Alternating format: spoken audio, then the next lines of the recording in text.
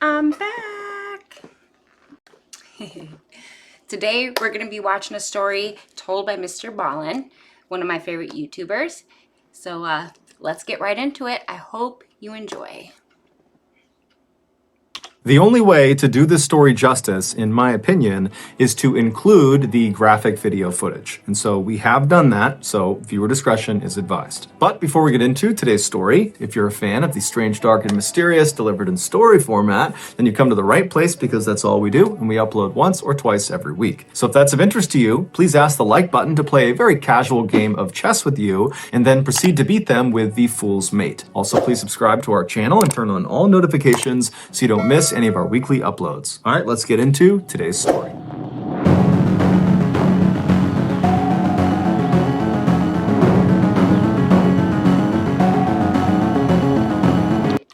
Okay, today's story is called Magic. Magic.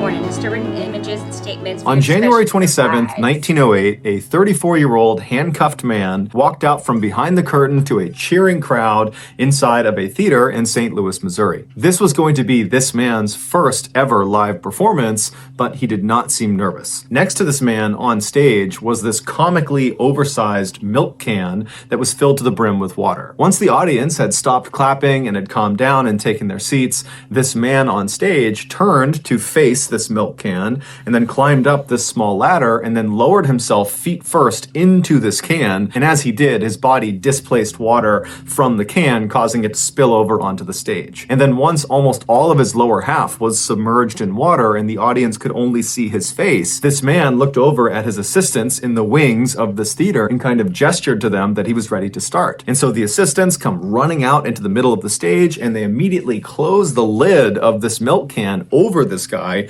pushing his head down into the water. And so as the audience is gasping and collectively holding their breath, the assistants proceed to lock this lid with 6 different locks around the top.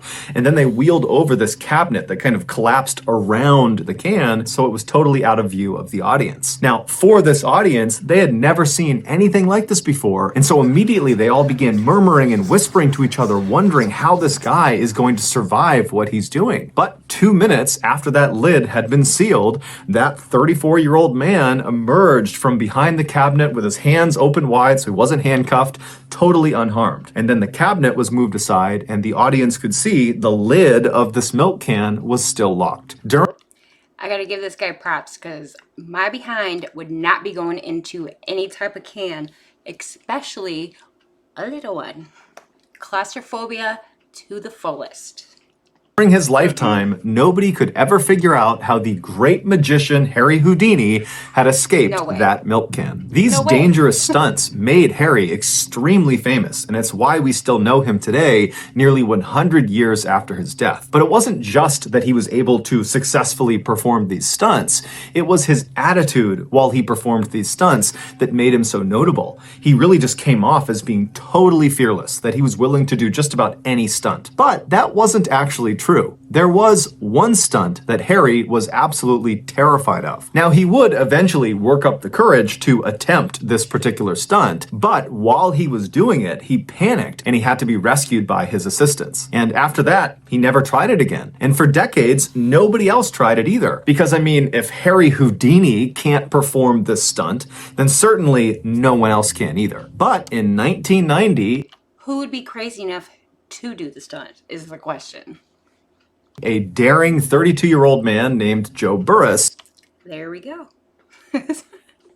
Joe Burris is the crazy man.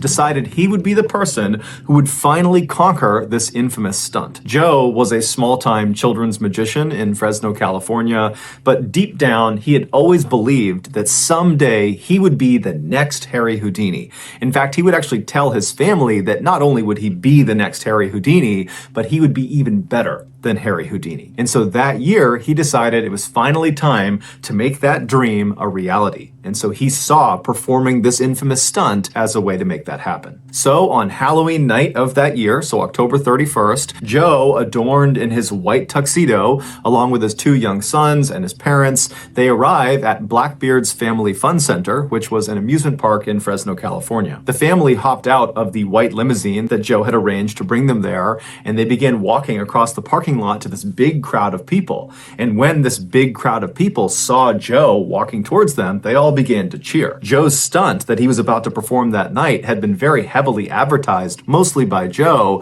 and so it had become this spectacle in Fresno. It was going to be aired live on TV while he was doing it, and it was going to be broadcast on a radio station. So after Joe and his family make it over to this big crowd, Joe walks to the front and he climbs up on this impromptu stage and he gives this impassioned speech to his audience about how he's going to be the one who takes on this stunt and becomes the next Harry Houdini. And then afterwards, he looks over at his assistants, all these guys that are around him, and he gestures to them that he's ready to begin. And so with all these TV cameras rolling, the assistants walk up to Joe and they begin shackling his wrists and they put these chains around his body, and then they lifted him up and put him inside of the see-through plastic coffin. And then this coffin was lowered into the 7-foot pre-dug hole that was right nearby. Once Joe gave the signal that he was ready to go, they would fill this hole in. That is absolutely my worst fear in life. I am so claustrophobic.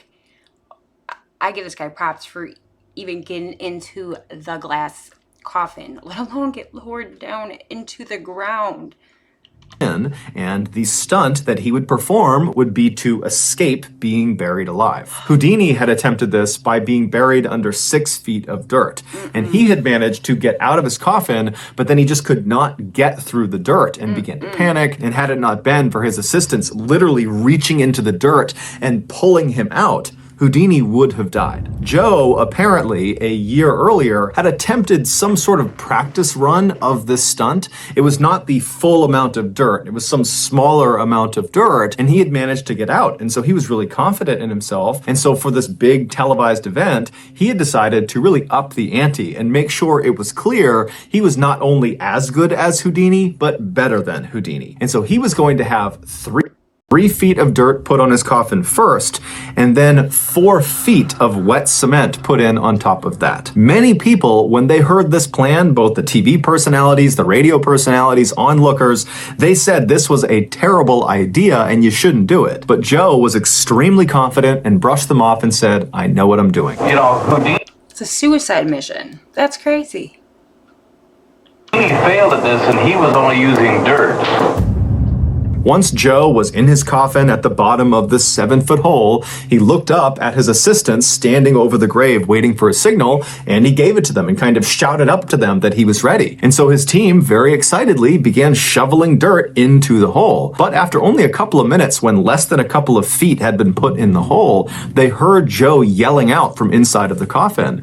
And so everything stopped, the staff jumped in, and they pulled the dirt out until they could finally get the lid of the coffin off. And they found Joe. He was alive, but he was very shaken up, and he kind of sat up and said, "Yeah, the chain around my neck is too tight. You got to readjust the chain." Now, all these onlookers at this event, they heard Joe say this, and they saw him, and their read on this situation was not that his neck chain was too tight, but rather, it looks like Joe might have bitten off more than he can chew. He's probably scared to death. Who wouldn't be, though? I mean, you gotta go big or go home, right?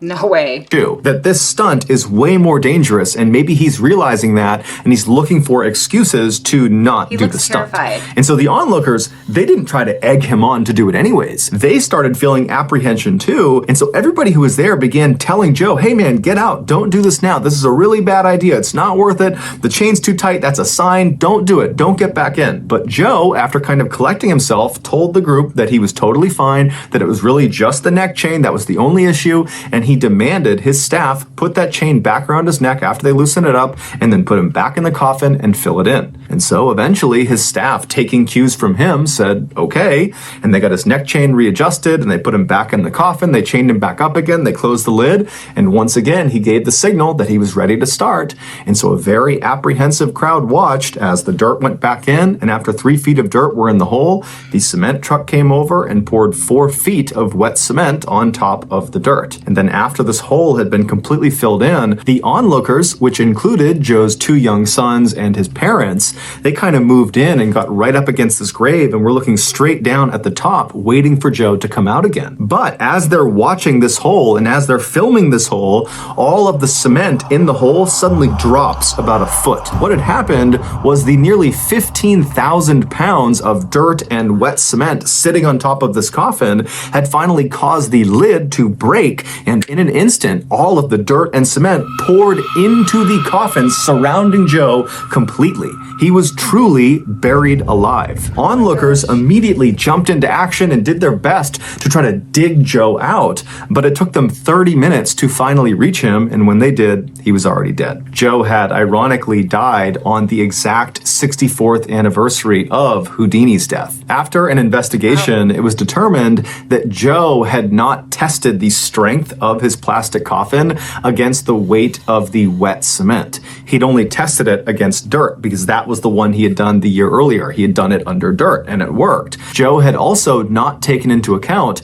that cement dries from the bottom up. So even if Joe had managed to get out of the coffin and make his way through the first 3 feet of dirt that was right on top of the coffin, he most likely would have been trapped under the hardened cement layer. You realize that cement starts to harden first at the lower elevation, so it's going to be hard. You mean It looks like he's second thinking that one. Oh my gosh. Hardens at the lower part. I thought it started at the top. No, it hardens at the lower. No. In fact, I shouldn't even kid. This is very serious. This is no magic trick. This was a doomed mission from the start, but because Joe was so confident in himself and his ability to do this stunt, no one stopped him. He thought Houdini was one of the great escape artists, and he wanted to be better than Houdini. And he was close. So that's going to do it, guys. If you found the secret in today's episode, let us know in the comments section what it is and where you found it. So give us the timestamp. And if you're the first to do that, we'll pin you at the top of the comment section. If you got something out of today's episode and you haven't done this already, please ask the like button to play a very casual game of chess with you and then proceed to beat them with the Fool's Mate. Also, please subscribe to our channel and turn on all notifications so you don't miss any of our weekly 1 or 2 video uploads. We are now selling merchandise like flannels and hats and sweatshirts and all sorts of stuff. If you're interested, go to shopmrballin.com. If you want to learn about upcoming deals and promotions for our shop, go to our shop's Instagram page. The username is shopmrballin. If you want to get in touch with me, you can direct message me on Instagram or on Twitter. My username for both platforms is the same. It's just Mr. Ballin. I also have tons of content over on TikTok where my username is also Mr. Ballin. We have a second YouTube channel called Mr. Ballin Shorts where we post random short videos and lost episodes. We also have a Facebook page just called Mr. Ballin, where we post condensed versions of the longer episodes you see on YouTube. If you have a story suggestion, please submit it to our subreddit just called Mr. Ballin. It's linked in the description below. So whether I see you on Instagram, Twitter, TikTok, Reddit, YouTube, Facebook, or some combination, just know that I really appreciate your support. And until next time, that's going to do it. See ya. Well, guys, that's it. I hope you like that story. It was a little scary to me, but I'm claustrophobic, so like, subscribe, share, comment, all of it helps. Until next time, peace.